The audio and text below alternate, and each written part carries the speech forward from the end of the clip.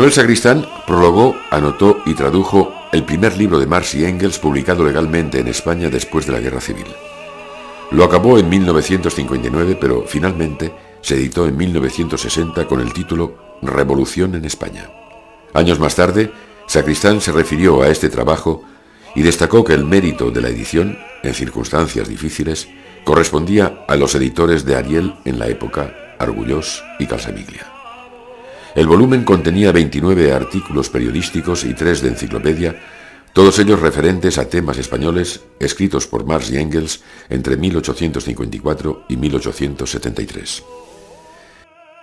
Ya anteriormente, su simpatía y conocimiento de la tradición marxista había quedado reflejada en el largo artículo escrito para la enciclopedia Espasa sobre la filosofía desde la terminación de la Segunda Guerra Mundial hasta 1958. La extensión que Sacristán dedicó a la concepción marxista y a las corrientes positivista y analítica fue una de las curiosas preguntas que el Tribunal de Oposiciones a la Cátedra de Lógica de 1962 formuló y esgrimió en contra de su candidatura.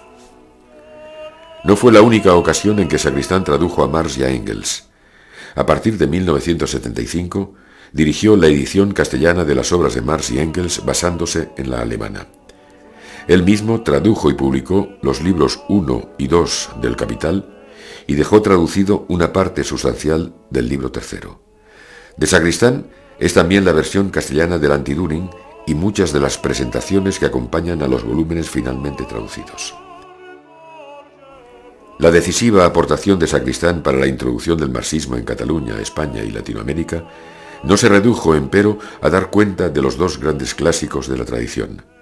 Sacristán amplió decisivamente el círculo del marxismo en lengua castellana con la presentación y traducción de ensayos que han formado a generaciones de estudiantes y profesores, investigadores, ciudadanas y ciudadanos. Entre los autores por él estudiados, cabe citar destacadamente a Antonio Gramsci y a Georgi Lukács. Del primero, él fue el editor y traductor de la antología que la editorial Siglo XXI tuvo que editar primeramente en México, tan básica, tan central para el conocimiento de la obra del revolucionario sardo. Sus ensayos sobre el autor de los Cuadernos de la Cárcel son ya piezas clásicas del marxismo europeo. La formación del marxismo en Gramsci, El orden y el tiempo o El 11º cuaderno de Gramsci en la cárcel, uno de sus últimos escritos. Sus traducciones y estudios sobre Lukács, con quien se carteó frecuentemente, fueron también muy importantes.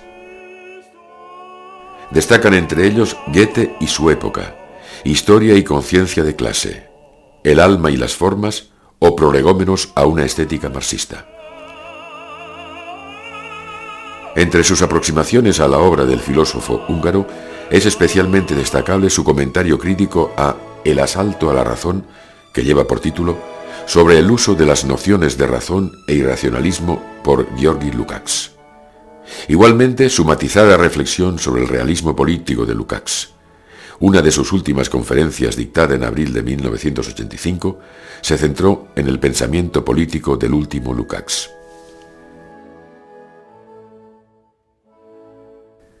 No solo fueron, desde luego, Gramsci y Lukács. Su lista de trabajos está densamente poblada.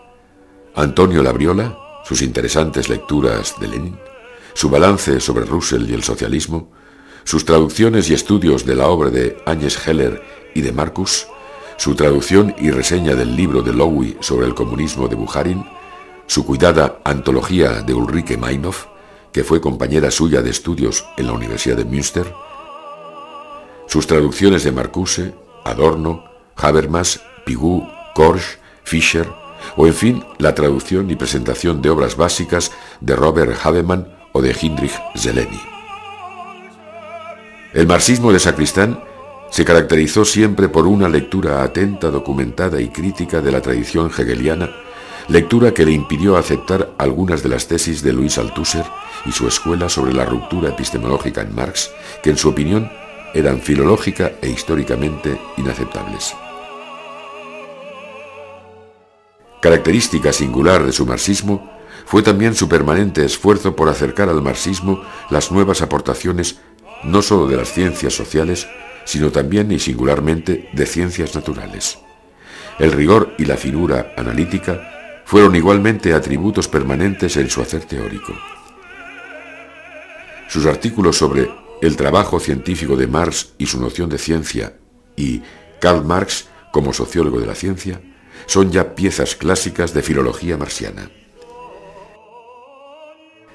Pero para Sacristán, el marxismo no fue solo una interesante teoría con base científica de la historia o de la política, sino que fue esencialmente una tradición emancipatoria en la que estuvo netamente comprometido hasta el final de sus días. Ya en uno de sus primeros trabajos de 1960, Jesuitas y dialéctica, él mismo señalaba que un filósofo marxista solo podía ser a un tiempo un militante socialista porque no había marxismo de mera erudición. Muchos años después, anotando para sí un texto de Lucio Coletti, escribiría: «No se debe ser marxista. Lo único que tiene interés es decidir si se mueve uno o no dentro de una tradición que intenta avanzar por la cresta entre el valle del deseo y el de la realidad, en busca de un mar en el que ambos confluyan». Sacristán, desde 1956, desde su vinculación al PSUV-PCE y al movimiento comunista antifranquista, intentó adentrarse en ese mar en que deseo y realidad tendiesen a confluir.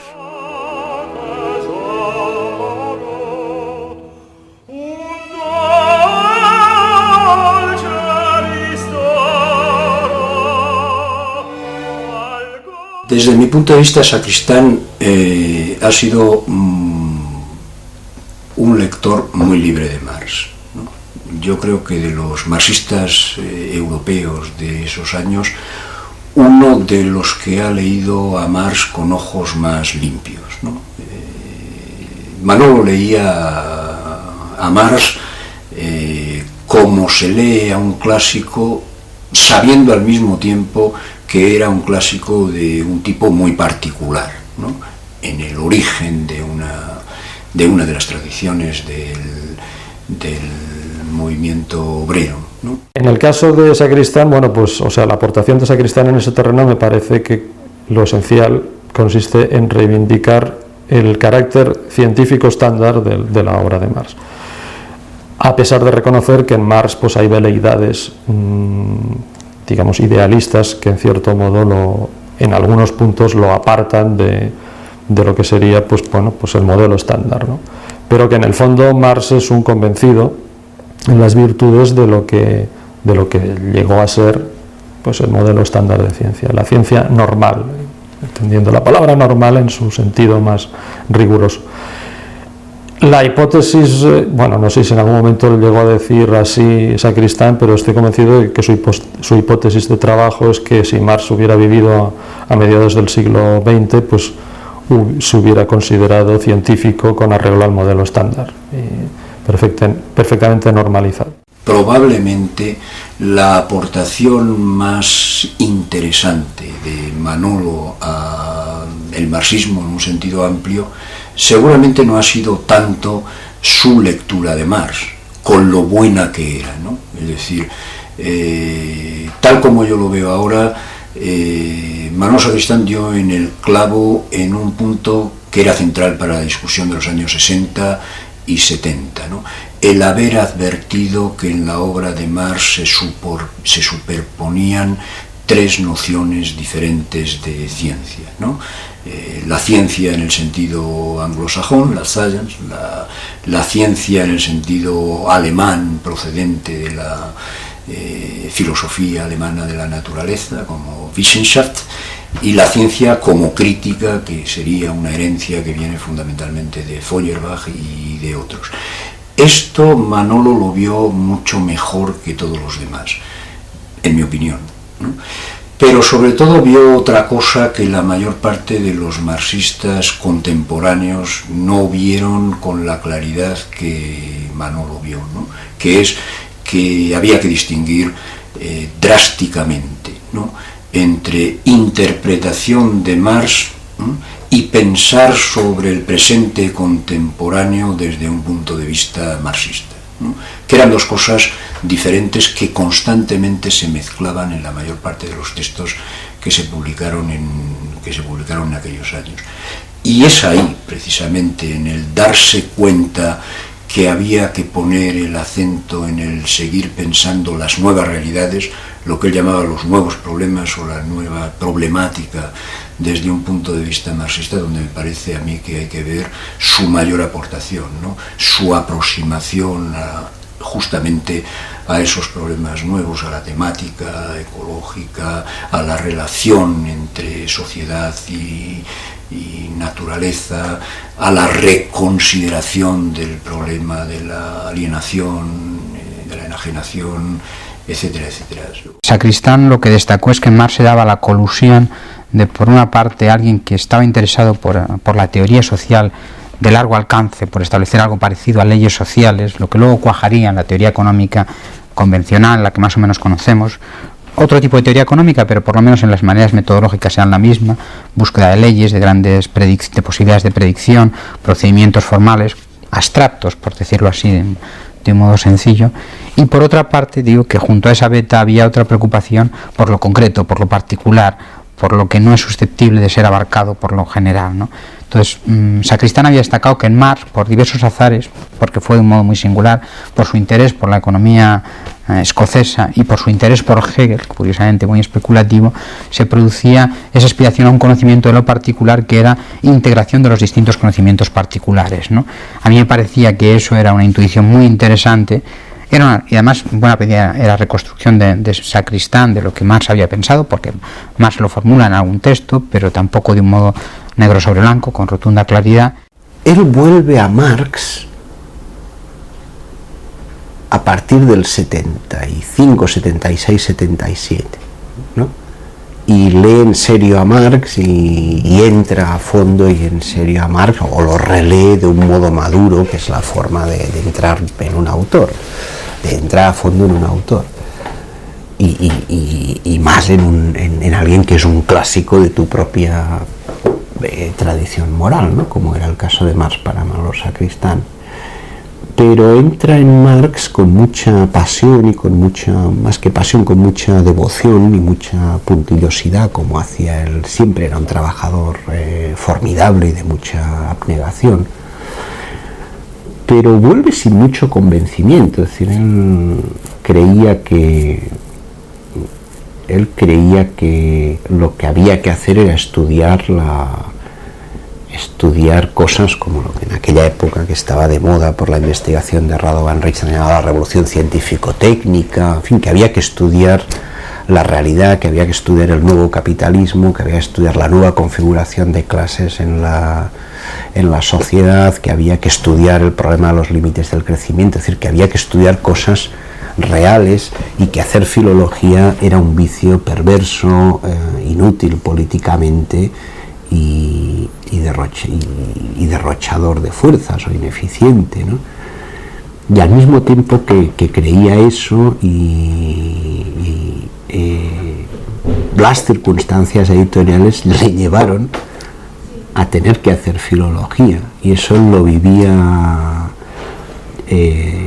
con una autoironía bastante deliciosa, ¿no? Pero era muy consciente de que estaba en esa especie de piège, ¿no?, de trampa respecto de lo que él consideraba que había que hacer, ¿no? Pero como era muy concienzudo y muy meticuloso y muy laborioso en todo lo que se proponía, muy gründlich, que es una palabra alemana que a él le gustaba mucho emplear, pues se metió a fondo y sacó cosas bien interesantes, desgraciadamente a destiempo, ¿no? A mi em va entusiasmar sobretot la ponderació de la figura de Marx, col·locada en molta intel·ligència. Els aspectes de Marx que semblaven aparentment que implicarien per a Marx una feblesa des del punt de vista ideològic o del pensament filosòfic, que era la seva dependència amb Hegel, justament en Marx n'hi va treure partit. A partir de la feblesa surt la força, moltes vegades, com a paradoxa del pensament. I en aquest cas, justament penso que Manolo va ser capaç de comprovar com la veritable originalitat de Marx des del punt de vista científic sorgia d'una recuperació del Max madur als veritables déus, les fonts d'on sortia Hegel. Aquest diàleg amb Hegel important, per tant, de Marx, jo penso que és una de les claus de la seva aportació més bona, de la seva originalitat. Com utilitzant frases del mateix Manolo, justament a partir de la metafísica hegeliana, ell, Marx, va ser capaç de fer-ne veritable ciència d'allà dins. Malgrat que fos un ús sovint per part de Marx ideològic de Hegel, en treia un estudi a la vegada científic alhora. Saber veure aquest aspecte és una gran originalitat que la majoria dels epistemològics de l'època de Manolo no eren capaços de percebre per un excés de reduccionisme. Manolo dominava diversos camps, diversos àmbits de les ciències, la metafísica, epistemologia, ciència, positivisme, i això li va permetre lligar camps diversos i treure'n partit per al Marx.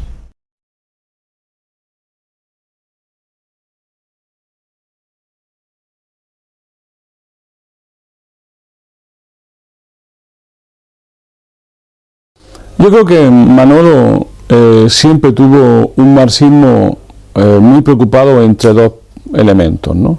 El primero era lo que podemos llamar el compromiso político-moral, ¿no? Había en el fondo de Manolo una relación con el comunismo, en el sentido de que el comunismo es lo que podemos llamar clásicamente una opción de clase. Se opta por una clase. Y eso es una opción moral, es una opción profundamente ética, es una opción de un compromiso fuerte con una clase, con un proyecto histórico, con un movimiento. Eso era un elemento. Y luego una segunda cuestión, la preocupación por la ciencia, por un saber riguroso. Es decir, unir compromiso político-moral y saber riguroso, yo creo que le hizo un tipo de marxismo que era muy capaz, por un lado, de sintonizar con lo nuevo en cada fase histórica, con los nuevos saberes, con las nuevas formas, con los nuevos conocimientos, y por otro lado, mantenerse siempre muy firme, ¿no? Él siempre subrayaba que Marx pues no fue, digamos, fiel de ninguna escolástica, y que ser marxista no es ser fiel de ninguna escolástica. Él, claro, entendía el marxismo sobre todo como una tradición emancipatoria de la clase obrera, fundamentalmente. Simpatizaba, yo creo que en un sentido muy profundo, con lo que la obra de Marx es en su nervio más duradero, formalmente hablando, es decir, una racionalización, una fundamentación científica i una determinada pràctica política. El projecte materialista en sentit marxista només té sentit en termes de llarguíssima durada, és a dir, si el situes des d'Atapuerca fins a l'actualitat. És a dir, en aquest sentit, de construcció material de l'existència humana, tot això, aquest projecte és verossímil, i aquest projecte és l'únic que realment és una cosmovisió de la història humana en percepció del canvi històric, en què és Darwin en el terreny de les ciències socials que té sentit, i per tant és el millor Marx i és el Marx que Manolo Sacristán entén perfectament. Pues me parece que el marxismo de Sacristán, sobre todo en aquellos años en que yo lo conocí, representaba un intento muy fecundo de distanciarse primero y de romper con un marxismo dogmático dominante entonces, no solamente en los países llamados socialistas, sino en general en la izquierda. Entonces me parece que desde ese punto de vista era muy interesante. Como yo estaba instalado, diríamos, en el mismo intento, en el mismo proyecto de fundamentar un marxismo crítico, abierto, pues eso estableció una simpatía natural, obvia, por el esfuerzo que estaba realizando Sacristán en direcció a un marxisme també antidogmàtico. Refereixo que en un món on encara et podies trobar que responsables del partit d'aquests tan absolutament doncs allò, funcionaris pràcticament, et deien que t'estudiessis els manuals de l'Acadèmia de Ciències, el Sacristán era un home que tenia una visió àmplia, absolutament contrària a qualsevol catecisme dogmàtic d'aquesta mena, i per contra que tenia doncs una... a part doncs, que era un home doncs, esclar, bastant Gramsci amb Lucas, amb el que sigui, és a dir, amb les línies més obertes i sense refusar aportacions que vinguessin del camp de fora. Això, insisteixo, va ser molt important per nosaltres trobar-nos que no hi havia un món intel·lectual tancat d'aquesta mena, sinó que era un món obert i que no llegia el Pólitzer o el Konstantinov, sino que llegia aquestes coses. Yo creo que la calidad del marxismo de Manolo era indiscutible y aceptada por personas de muy distinta posición ideológica y política. Eso era casi irrefutable, era con seguridad el marxista más sólido en la península ibérica. En cambio, lo que era ya menos digerible, aceptable para muchos, era la traducción política de su pensamiento revolucionario. Manolo era un revolucionario, lo mismo que lo fue Marx. No fue solo un analista del sistema, sino que sacó las consecuencias prácticas de lucha frente a ese sistema. Yo creo que con Manolo se confundían, había gente que quería hacer pasar la posición de principios de Manolo por posición dogmática y confundía tener principios con ser dogmático. Recuerdo una noche en que Manolo tenía tal autoridad sobre nosotros, tal influencia, teníamos tanta admiración y tanto respeto, que hay cosas de las que yo le escuché a Manolo, que es muy difícil que las pueda falsear en el recuerdo, ¿no? Yo me acuerdo que Manolo dijo, bueno, yo soy comunista, yo no soy marxista. En el sentido, hombre, él tenía un conocimiento muy a fondo del pensamiento de Marx y del pensamiento de Engels y el pensamiento socialista, por supuesto, ¿no? Pero eso pertenecía, digamos, a la dimensión intelectual. Él lo que tenía era una identificación política con el ideario comunista, no? Penso que la gràcia de Manolo, però, és de que va ser capaç d'enmig d'aquesta situació treure un partit. El Sacristán d'articles curts, petits i molt aguts, sens dubte respon a una persona que no té massa temps per poder investigar i que s'ha de guanyar la vida fent traduccions i petites conferències.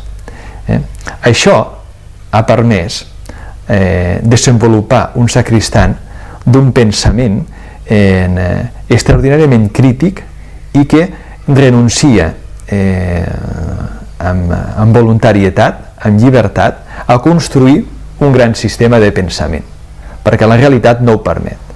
Però justament la seva vida, les limitacions de la seva vida professional i familiar, és el que van ajudar-li a arribar a aquestes conclusions de la seva línia de pensament, també sens dubte.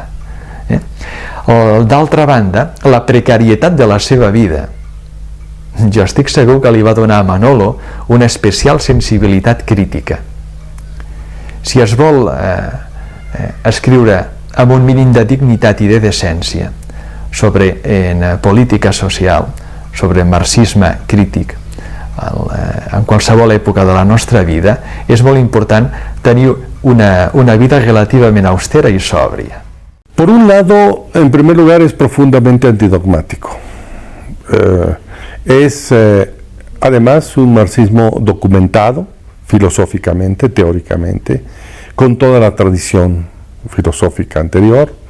Es un marxismo que busca una solución diferente a las vías tradicionales, desde luego en contra de la concepción esquemática del materialismo dialéctico, por otro lado asimilando a Gramsci, pero también haciendo una reflexión crítica sobre Gramsci, asimilando a Lukács, pero también en otra dimensión. Así que yo creo que es una dimensión, trata de reflexionar sobre la novedad del pensamiento de Marx y esclarece mucho esto. Esto por un lado. Es decir, Sacristán hace una labor filológica de profundización del significado de la teoría de Marx, y yo creo que allí logró lo mejor en términos del sentido de lo que Marx dijo, después de tantas y tantas interpretaciones que ha habido del pensamiento de Marx. Creo que cualquier persona que lea su obra encontrará allí justamente lo que Marx pensaba, lo que quería hacer. Lo que pasa es que no había que quedarse allí, había que buscar el desarrollo de Marx de acuerdo con los nuevos problemas de la realidad, y yo creo que en Sacristán encontramos este análisis de los nuevos sujetos, este análisis de las necesidades de la actualidad. Por lo tanto, no se trata de quedarse en una lectura talmúdica de clásico, sino descobrir su sentido e ir más adelante. Mira, a mi em sembla que el marxisme de Sacristán era tan singular, sobretot perquè combinava dues coses que, especialment en aquells ambients dels anys que jo el vaig conèixer, esclar, 70s, 80s, era extraordinàriament poc usual, no? Ell, d'una banda, combinava un compromís vital, moral, una presa de partit d'una radicalitat, d'una corporeïtat, diria gairebé, total, i no confonia mai això amb la insularitat de pensament, és a dir, amb tancar-se amb una bombolla ideològica, només llegir els teus, només parlar amb els teus, tancar-te, per dir-ho així, dogmàticament en un entorn previsible, favorable als teus. Yo creo que con Sacristán, por lo menos por lo que yo pude conocer, y creo que lo pude conocer mucho de lo que él sabía, pasó algo que no es muy frecuente. Sacristán, tengo la impresión de que publicó menos de lo que escribió, y escribió menos, mucho menos de lo que sabía, y eso cuenta. Eso es una explicación. Una segunda explicación es que me parece que él era muy autoexigente, se autoexigía mucho. Y eso no va muy bien cuando se trata de la difusión. La difusión es prácticamente sinónimo de mercadotecnia en el capitalismo posmoderno. Y Sacristán creo que no le interesaba difundir su marxismo como quincalla, como mercancía. Y en ese sentido creo que su público era mucho más restringido. Y una tercera explicación que a mí me parece es que un marxismo como el de Sacristán va a contrapelo de las modas, a contrapelo del marxismo que yo vi en mi juventud.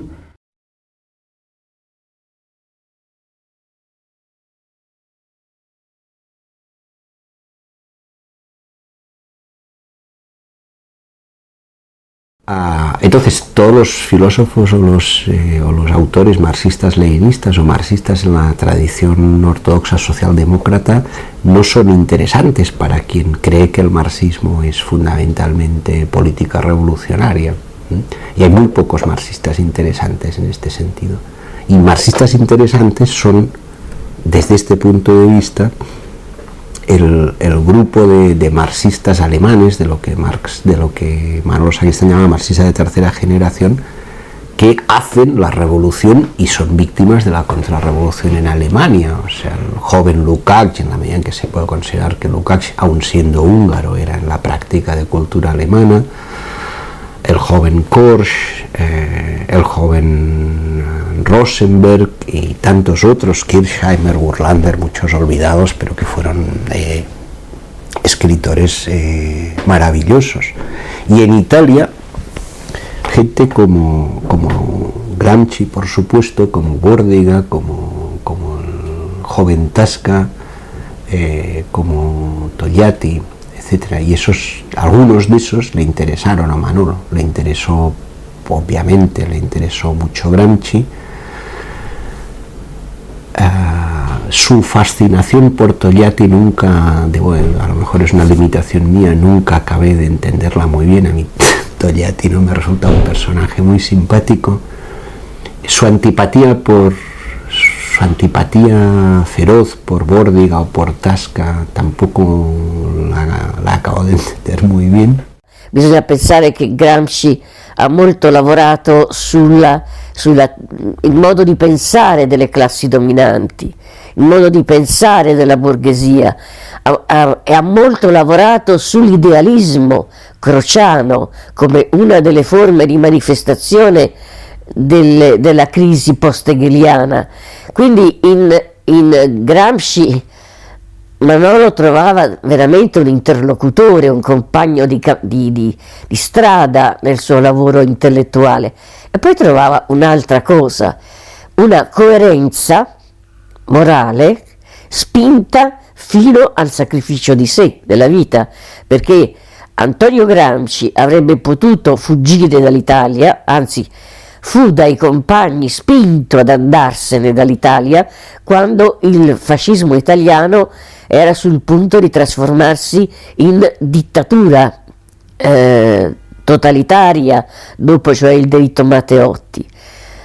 Ma Gramsci rifiutò, Gramsci che era deputato, che aveva parlato con molta violenza in Parlamento contro quel pagliaccio che ci ha governato per tanti anni. Gramsci avrebbe potuto andarsene. Home, ell era, abans t'he dit, no?, que era com que ell tenia una gran admiració per Gramsci, no? Deu ser un dels intel·lectuals que ell més ha admirat. Però com a polític, jo crec que el seu polític preferit era Togliatti. Tenia les lliçons de Togliatti, ell sempre les va tenir presents, no? I crec que se sentia que també és un dels motius pels quals es va allunyar de la primera fila de la política, no? Perquè ell estava convençut que ell no podia ser Togliatti, no? No servia per ser com era Togliatti.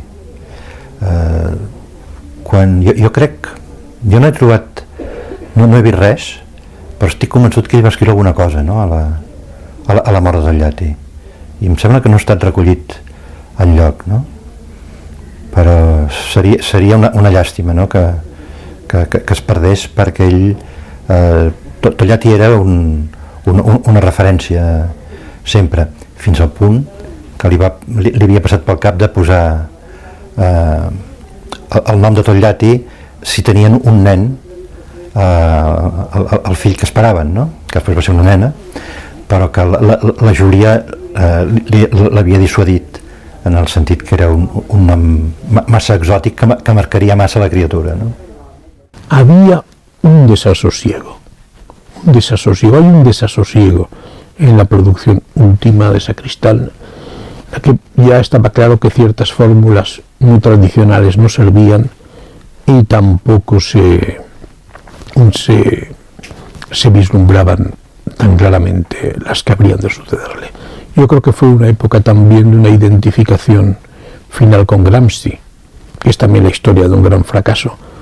Tal era la identificación que en una ocasión me dijo, yo le decía, pero ¿por qué no sacamos ya de tu manuscrito sobre Gramsci? Y me dijo, no, voy a romperlo. Y yo le dije, pero bueno, por favor no lo rompas, dámelo a mí, yo lo guardaré. Y me dijo, pues para ti. Y yo he tenido guardado durante muchísimos años ese manuscrito hasta que me lo pidió la hija, se enteró la hija de Sacristán que yo lo tenía y me lo pidió. Yo obviamente se lo envié enseguida y salió en trota ese manuscrito. Pero es que si no le hago yo la presión aquella y le pido que por favor como un recuerdo personal me lo deje a mí, lo hubiera roto. Así era Sacristán. Mi conjetura es que Manolo apreciaba a Mariátegui porque Mariátegui era algo así como el marxista gramsciano de América Latina, como la figura más cercana a Gramsci de América Latina,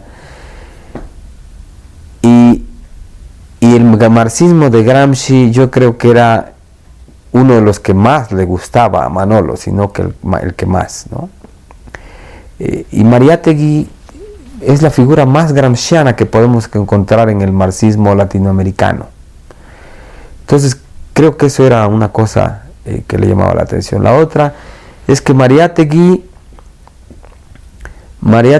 hizo un marxismo, quizás sea el primer caso de marxismo que intenta romper con el corsé ortodoxo, tratando de aplicar a las circunstancias concretas de América Latina, ¿no? Por ejemplo, sus 7 ensayos sobre la realitat latinoamericana. Després, doncs clar, ell també estava sempre molt atent a les necessitats de canvi ideològic del marxisme, no? En aquell moment tots entràvem una mica en crisi, malgrat que mai vam pensar que de passar-nos a un altre lloc, no? Ni ell va deixar de ser mai com va ser, ni jo tampoc, però sí que anàvem cada vegada més prenent unes certes mesures de distància, ja no solament enfront de l'estalinisme, sinó enfront del pensament del propi Lukács, no? Que ell havia ajudat a traduir, o havia traduït, millor dit, i que a la vegada doncs, després van agafant actituds molt crítiques enfront de Lukács, que a mi em va passar una mica el mateix a la contrària que Heidegger, no? Jo havia estat un gran il·lusionat de Lukács, l'havia conegut al 62 a Hongria, no era fàcil en aquell moment, a Hongria crec que va ser, i clar, per mi Lukács era una mica el paradigma de tot. I clar, després amb marxisme vam veure que tampoc, no? I amb això ell, crec que el Manuel Sacristán també ens va ajudar molt. Crec que era una consciència crítica i orientadora molt interessant, perquè mai no era dogmàtic. En un principi sí que ens ho semblava, quan va tornar, jo seguia algunes classes d'ell, i era un home d'un talent molt més obert ja d'entrada del que es deia, i a la vegada d'un coneixement enciclopèdic extraordinari. I era un home molt serè, donava unes classes molt serenes, i anava, diguem-ne, dient coses que en el fons eren molt revolucionàries amb una gran normalitat, amb una gran, no sé, savoir-faire, no? I de Benjamin recordo l'emprenyament, el cabreig que va agafar Sacristán quan, després d'haver proposat la traducció de les obres de Benjamin, va saber que Taurus havia contractat la traducció i que la faria el famós Duque de Alba, no? l'Aguirre, aquella traducció. Ell no va entrar en aquella discussió de si ell podia haver traduït, no haver traduït, va acceptar la traducció. No era crític, n'era molt crític, no? de la traducció de l'Aguirre, perquè ell pensava que era una traducció excessivament retòrica.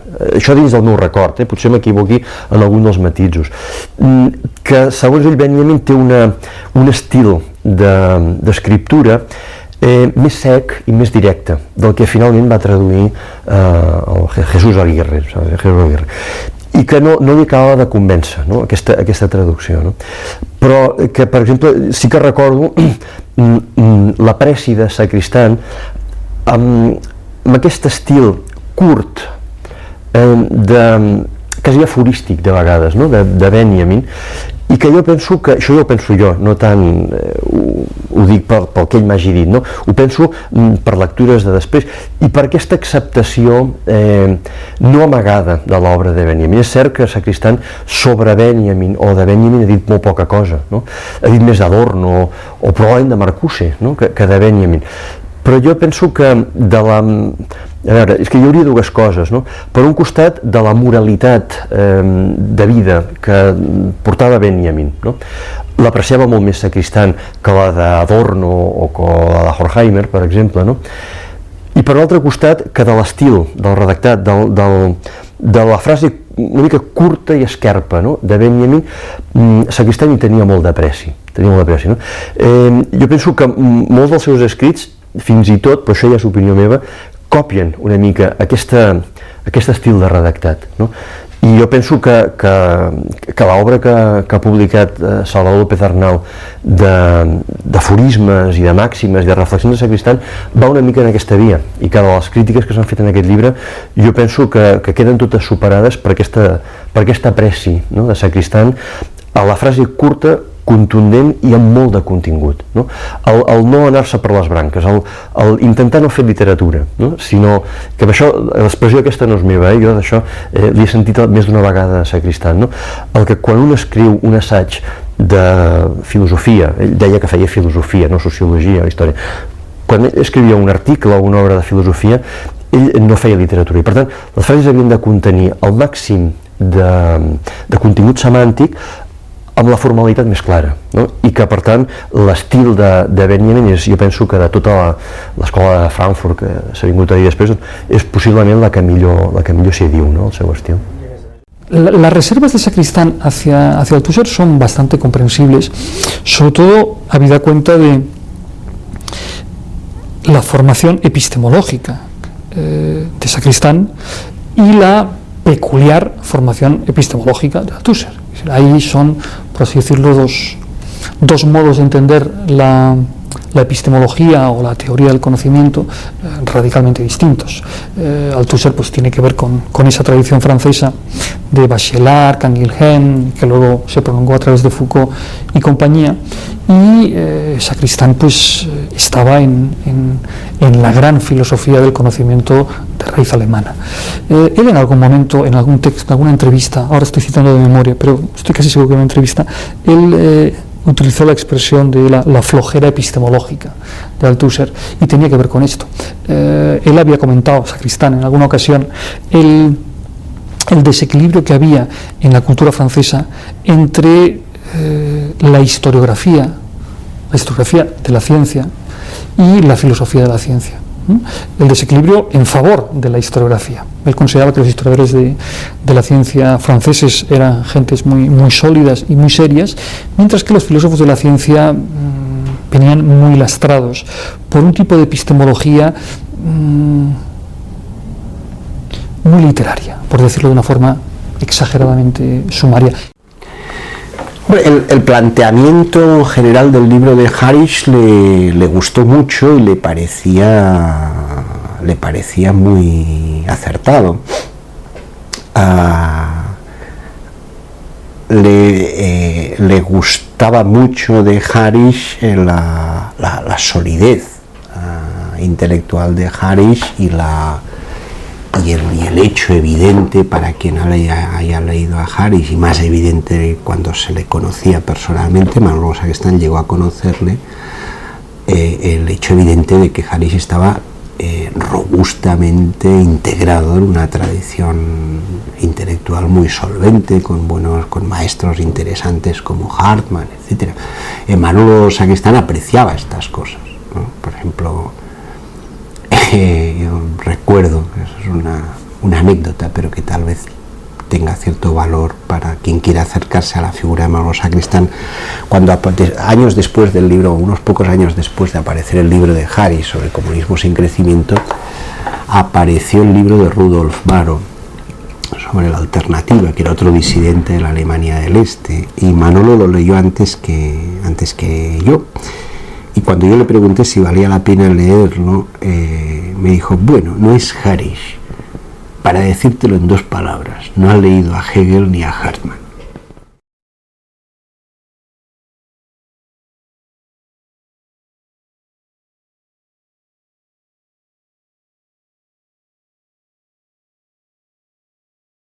Lo que él venía a decir es algo así como que la racionalidad no es o no se reduce a lógica formal.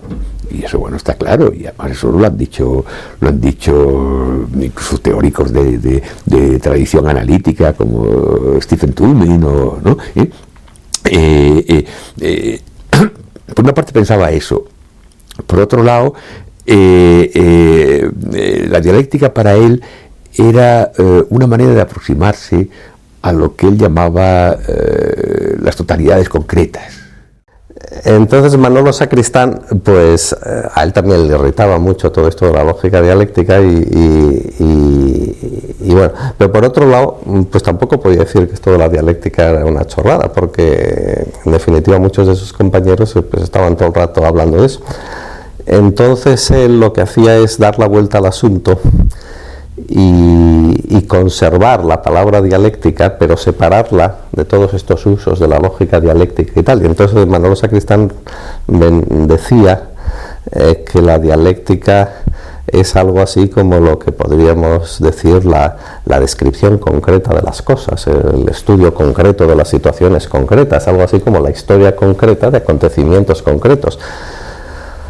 Bueno, lo cual estaba muy bien, pero naturalmente a los partidarios de la lógica dialéctica esto les dejaba un poco también descolocados y fríos, porque bueno, no era eso lo que ellos querían decir. Pero Manolo Sacristán pues tenía esta especie de problemática de estar con una pierna en un sitio y con la otra en el otro. Dialéctico era para Sacristán sinónimo de alguna forma de totalizador. Es decir, también de plausible, un razonamiento dialéctico con procedimiento plausible, igual que en Aristóteles, pero un análisis dialéctico, el famoso análisis, la lógica concreta de la situación concreta, es la idea de que para concretar una situación o una entidad o cualquier objeto material de estudio, para concretarlo realmente hay que sintetizar todas sus determinaciones. Por ejemplo, yo si sé perfectamente y conozco al dedillo 3 o 4 datos fundamentales sobre la situación actual de España, por ejemplo, la situación demográfica, pongamos por caso, el nivel del consumo de cárnicas, y 4 o 5 más, yo no conozco la situación española. Tendré que totalizar muchísimos datos para llegar a un atisbo de concreción. Eso era dialéctico finalmente para Sacristán, y es uno de los significados que tiene desde luego en el propio Marx, repito, con un ascendiente hegeliano, el término.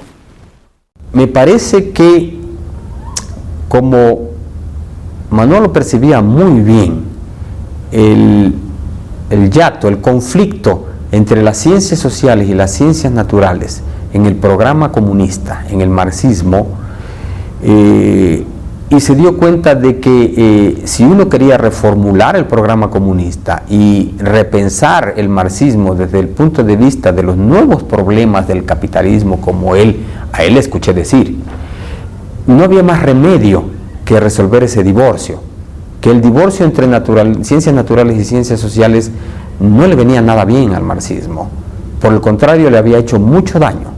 De hecho, en gran medida la debilidad del marxismo, por lo menos el marxismo latinoamericano, estribaba en eso, precisamente. Estribaba o bien en un gran desprecio, o por lo menos en una enorme separación entre las ciencias naturales y las ciencias sociales, o, en el caso extremo, en la ignorancia supina por parte de los marxistas respecto de las ciencias naturales. Y desde luego no se trata de decir hay que renovar el marxismo extrayendo de la obra de Marx el concepto de teoría con mayúscula, arquetípica, modélica y paradigmática, tipo Althusser. Ese no era el camino, él no era althuseriano. Hay que seguir haciendo ciencia, conocimiento científico de la realidad, acertando valores, buscando fines y proponiendo estrategias. Él siempre quiso reconciliar una posición muy ortodoxa en la lógica, de defensa de la lógica clásica, con una concepción de la dialéctica totalmente compatible con esa lógica clásica, ¿no? Las críticas que se han hecho, como las que mencionas, por ejemplo, de Popper o de Bunge, siempre han tratado de señalar dos cosas: o bien la dialéctica es compatible con la lógica clásica, y entonces el interés de la dialéctica es muy problemático, quizá dice de modo un poco raro lo que otros dicen de manera más sencilla, lo que se ha dicho del poeta, que o bien el poeta tiene una visión de un mundo un poco diferente, o bien simplemente dice de un modo pues más literariamente alambicado cosas que decimos los demás. Pues se podría decir eso de la dialéctica, ¿no?, desde el punto de vista de Popper o de Bunge, ¿no? Sacristán trata de encontrar un tertium quid. Hay compatibilidad, pero sin embargo la dialéctica es interesante, dice cosas. Yo nunca entendí muy bien exactamente cuál era ese papel que él le quería. Nunca lo vi claro, o sea, leyendo sus páginas, al final me daba la impresión de que, bueno, si era así, Popper o Bunge, pues... No, Bunge quizá menos, porque Bunge dice muchas cosas, ¿no? Pero vamos, Popper podía llevar razón.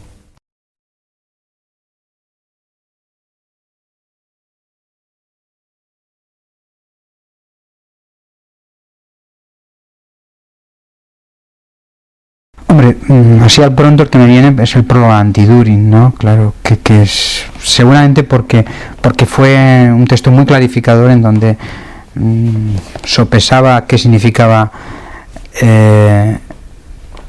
el hacerle repaso, dicho de otro modo, a la tradición marxista desde la pulcritud analítica, de reconocer dónde están las decisiones morales, dónde está el conocimiento del mundo, de imbricar en decir que el marxismo es un género especial, es una concepción del mundo, entendiendo por eso una basamentación racional de una vocación de transformadora, de querer cambiar las cosas, y sin embargo, a su vez, poder decir en una atmósfera tan enrarecida como era la del marxismo en aquella hora, que no había que atender a la filología, que no había que pegarse a ninguna convicción, a todas las convicciones éticas en general, pero a ningún texto en particular. Por el impacto histórico, seguramente yo me quedaría con ese texto, ¿no? En el marxismo sacristán un componente muy importante tiene que ver con algo que mencionaba hace un momento, precisamente con su horizonte de elaborar un discurso, lo que muy posiblemente llamaríamos un discurso interparadigmático. Es decir, un discurso en el que la tradición en la que él se encontraba claramente inscrito, la tradición marxista, encontrara las formas no solamente de diálogo, sino también de articulación e interpenetración con otros discursos que, por ejemplo, en el ámbito de conocimiento eran discursos que él consideraba muy pertinentes. Esa voluntad de diálogo interparadigmático es una cosa que ha sido destacada a menudo, pero que a lo mejor lo que no se ha destacado lo suficiente es hasta qué punto es una actitud que podría ser puesta en conexión con actitudes que luego más recientemente se han generalizado. Es decir, lo del diálogo interparadigmático es algo que en la filosofía occidental se generaliza a partir de los años 80. En definitiva, autores como Habermas, como Rorty, como Ricoeur, muchos de los autores que hoy tienen más notoriedad, que tienen más predicamento, probablemente lo tienen justamente por eso. Por esta actitud, digamos, abierta, por constatar la insuficiencia de un solo paradigma, etc. Yo creo que ahí, aunque no me gusta la palabra, de Sacristán podemos hablar en términos de un precursor. Yo creo que Manolo es ya un clásico del pensamiento emancipatorio, del marxismo. Es decir, un referente, un lugar donde ir a aprender y a discutir con la realidad. Manolo en eso sigue siendo insustituible. En España, insustituible. No tiene parangón con ningún intelectual hoy. Ahora acaba de morir Manolo Vázquez Montalbán, ¿no?, que ha jugado un papel muy positivo en esta visión crítica del mundo. Pero Manolo es insustituible en cuanto el enfoque, el modo y el enfoque de la realidad, esa disponibilidad que decía el joven Lucas, que era la esencia del leninismo, la disponibilidad para una acción correcta, ¿no? Yo creo que Manolo era esta lucidez ligada al compromiso emancipatorio. Eso yo creo que le da una conformación muy interesante a su pensamiento. La segunda es que tiene todavía mucha frescura. Es decir, el pensamiento de Manolo en los temas que toca sigue siendo muy actual, muy presente, sigue dando elementos para la política práctica cotidiana. Eso parece contradictorio con ser ya un clásico, ¿no? Pero creo que no, en él, como en lo verdaderamente clásico, que anudan las redes fundamentales que articulan el presente, las tendencias básicas. Yo creo que él sigue teniendo ahí una enorme fuerza. Y luego, esta poquita cosa que hoy se devalúa tanto, ¿no? Que es el ejemplo personal. Yo creo que los jóvenes de hoy que están en el movimiento antiglobalización, yo creo que el movimiento antiglobalización tiene mucho que ver con Manolo. A Manolo le hubiese encantado vivir ese mundo de estos jóvenes que llegan, este nuevo internacionalismo que emerge, este pacifismo radical, este libertarismo un tanto desprejuiciado, ¿no? Y por otro lado prejuiciado de muchas cosas que tienen los jóvenes que hoy están luchando por la paz, que están luchando por un nuevo mundo más justo, más igualitario. Yo creo que esta gente lo que necesita hoy es fundamentalmente también ejemplos morales. Él no entendía el marxismo como un corpus doctrinal o como una filosofía, o menos como una ciencia, sino que Manolo Sacristán entendía el marxismo como una tradición de política revolucionaria y sin más. Si a ti te interesa el marxismo como tradición de política revolucionaria, te interesarán muy pocos marxistas. Por ejemplo, no te interesará casi ningún marxista la Segunda Internacional, que fueron los que canonizaron el marxismo. O sea, el marxismo ha tenido la desgracia, o tal vez habría que decir, con un sentido mucho más crítico, ha tenido la debilidad como tradición de ser incapaz de controlar sus propias influencias. Lo que pasa es que, curiosamente, a medida que fue envejeciendo, le pasó lo contrario a lo que a la gente le suele pasar, que fue una persona tremendamente porosa a las cosas que se iban diciendo nuevas, que muchas veces debían tener una digestión muy dolorosa, porque le ponían en cuestión cosas en las que había creído. ¿Hasta qué punto un intelectual sufre cuando es honesto? Porque tiene que volver a pensar cosas que ya tenía pensadas. Es algo que la gente a veces no tiene en cuenta. Cuando te ponen tus propios monstruos ante los ojos y tienes que ese monstruo desfigurado, esa ideología desfigurada, volver a darle un rostro reconocible, y porque se trata de un cuerpo al que amabas y que te lo han desfigurado, realmente es un proceso doloroso. Y Sacristán lo hizo cada vez que tuvo que hacerlo. A lo que no jugó es a echar a ese cuerpo en su conjunto, o a tratar de ver belleza en ese rostro deforme. No, dijo, este rostro es deforme, pero es el cuerpo que sigue dando sentido a mi trabajo teórico. Y por tanto voy a entrar como un cirujano de hierro a ver de qué manera arreglo este despropósito, porque el comunismo sigue siendo la única esperanza de la humanidad. Yo le escuché decir como en varias ocasiones esto de que había que escarmentar en revolución ajena. Lo dijo una vez a propósito de la Revolución Mexicana. Dijo alguna vez que no había casi ninguna revolución del siglo XX que no hubiese fracasado. Que no había casi ninguna revolución armada que por la vía de las armas no hubiese llegado a resultados precisamente opuestos a los que perseguía. Y que el método de la revolución socialista, el método por el cual se hace la revolución socialista, no es inocuo para el proceso de construcción del socialismo, particularmente en la fase de la transición. El sentir que lo que el propio Sacristán hacía, que yo creo que eso tenía muy claro, que su trabajo tenía un valor, y ver cómo ese trabajo teórico no servía para nada en la organización política de los comunistas en este país, le dio a entender que ese había sido uno de los grandes problemas del movimiento comunista en el siglo XX, que era la separación entre el trabajo cultural, la elaboración teórica y el trabajo de los partidos, cosa que acabó viéndose cuando los teóricos simplemente abandonaron los partidos porque no les servían para nada, porque les hacían perder el tiempo, cosa que en cambio a comienzos de siglo no se producía.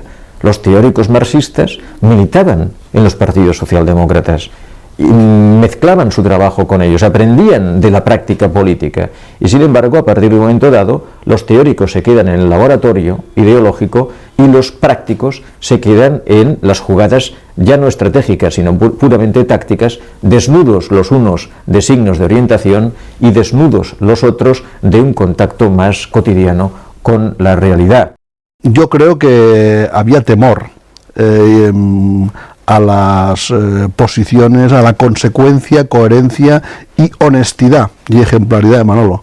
Manolo fue una persona muy honesta, muy íntegra en su compromiso político, y eso probablemente incomodaba a otros intelectuales coetáneos, que una cosa era hablar y otra cosa era hacer para ellos. No sé si era en aquesta mateixa entrevista que ell deia, a mi no me satisfacen la gente que habla de lo útil, de lo correcto, me interesa la gente que busca la verdad, no? La gent que va al fons, no? I aquesta actitud que jo crec que ell en certa manera doncs, intentava practicar, i és que la veritat, com són les coses, més enllà de qualsevol mena de sectarisme intel·lectual, no? Aquesta és una altra qüestió d'aquests prejudicis una mica ambientals que hi ha a vegades sobre el sacristan intel·lectualment sectari, no? Jo no, sincerament, no he conegut persona intel·lectualment més oberta que ell, no? És a dir, no només perquè sent marxista doncs es va aproximar a la filosofia analítica, a la lògica, perquè llegia autors de dretes, i més m'ho havia dit, el señor puede ser de derecha, es de extrema derecha y decir cosas interesantes y hay que leerlo. Jo crec que la seva curiositat intel·lectual arribava a ser per mi sorprenent, ¿no? A mí me parece muy importante reivindicar en Manuel Sacristán los esfuerzos muy precursores de lo que hoy día podríamos llamar el pensamiento ecológico. Yo diría que fue algo que me llamó mucho la atención, es decir, cómo él comenzó a incursionar en terrenos que estaban como vedados para los marxistas, llamémoslos más ortodoxos del continente. Estoy hablando del continente latinoamericano, no estoy hablando de Europa. El tema ecológico no tenía presencia, para nada, digamos. Y Sacristán comenzó a plantear la necesidad de enriquecer el discurso del marxismo, pero no era solamente el discurso del marxismo, también era un discurso político, digamos, es decir, que fue la segunda dimensión que a mí me llamó la atención en su modo de plantear las cosas, que fue no olvidarse nunca de la dimensión política. Y en ese sentido, él, en una oportunidad en que yo estaba discutiendo o planteando algunas cosas en su presencia, me dijo, mire, todo lo que usted está diciendo, me dijo, se puede resumir en lo siguiente: la primacía de la historia. La primacía de la historia sobre la teoría.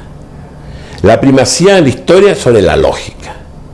Es decir, podemos pensar bien y construir buenas teorías en la medida en que no nos olvidemos que la primacía de la historia está antes que nada. Que era precisamente un punto muy importante en la discusión de la época, y sigue siéndolo. A mí me parecía como que era una especie de, pues qué podría decir, como una especie de mundo de Alicia, ¿no? Del País de las Maravillas. Siempre había algo desconocido que sacar, ¿no? Del cerebro de Sacristán. Y me llamaba la atención, ¿cómo? ¿Por qué un marxista puede interesarse en Jerónimo? ¿Por qué puede interesarse en otras cosas que voy a relatar un poquito más adelante, verdad? Y Y después encontré la explicación, encontré mi propia explicación y que me ha servido mucho para mi vida posterior, ¿no? Posterior, digamos, a mi experiencia con Sacristán. En el sentido de que nada podía hacerte ajeno, nada podía hacerte indiferente, por insignificante que pareciera, tenía algún significado y tenía algún sentido, y que ese significado, ese sentido, podías dárselo tú. Creo que a Manolo lo que realmente claro, en el marxismo encontraba un instrumento de clarificación mental, pero lo que debajo de ese instrumento de clarificación mental y política, social, etcétera, cultural, etcétera, etcétera, lo que le preocupaba era cómo aplicar eso al problema de su país, a los latidos reales de la historia de su país, cómo modificar, valga el verbo, esa gran estructura, ese gran organismo, ese gran animal inmenso vivo, ese organismo vivo, mejor dicho, del marxismo, cómo podía aposentarse en carpeto betonia, ¿no? Y eso es lo que le llevó a tantas o algunas de sus distintos planteamientos, y lo que en el fondo nos llevaba a todos cuando analizábamos la situación del país, de un país que era un campo determinado, concreto. Dentro de Europa hemos sido siempre un país anómalo, ¿eh? Eso es indudable, y cuando vives en otro país y cuando conoces Francia o Alemania o Inglaterra, Inglaterra, sin ningún papanatismo de ninguna serie de loas y de admiraciones, pero te das cuenta que estábamos en otro país, que hemos padecido unos siglos largos de ignorancia, de una burguesía, cuando empieza a aflorar un poco la burguesía aquí, de una burguesía que no, con algunas excepciones, por ejemplo, la Institución Libre de Enseñanza, etcétera, etcétera, que no se hizo cargo, que le importaba un comino la cultura, ni el renacimiento, ni el patriotismo. Es curioso, una burguesía antipatriótica. Muchos de los que hoy se proclaman patriotas son gente que no han mirado jamás su país, y que hasta, me atrevería a decir, hasta lo han despreciado, o por lo menos lo han descuidado, les ha importado muy poco el surgimiento de ese país.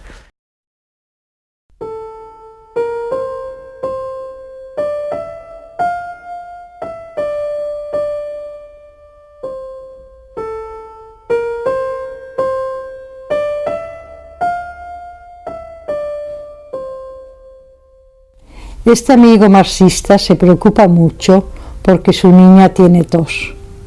Trascendental, severo, descendiendo de su esfera de planes e de ideas, esconde su ternura y analiza a la niña y su tos como si fuese un caso de dialéctica en la historia.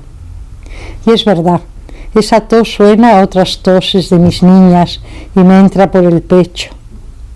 Claro, no será nada, crecerá. Tendrá también sus niñas con sus toses y su amor, y un marido que tal vez luchará por la historia y su esperanza. ¿Y hasta cuándo después? Hasta el gran salto hacia la libertad, sin tos, sin deudas, sin negritos hambrientos en el mapa, y a cada cual conforme necesite, y cultura y reposo, y nada más. Este amigo marxista, tierno padre, no ha de querer la clara alienación de amar y ser amado aún tras la muerte.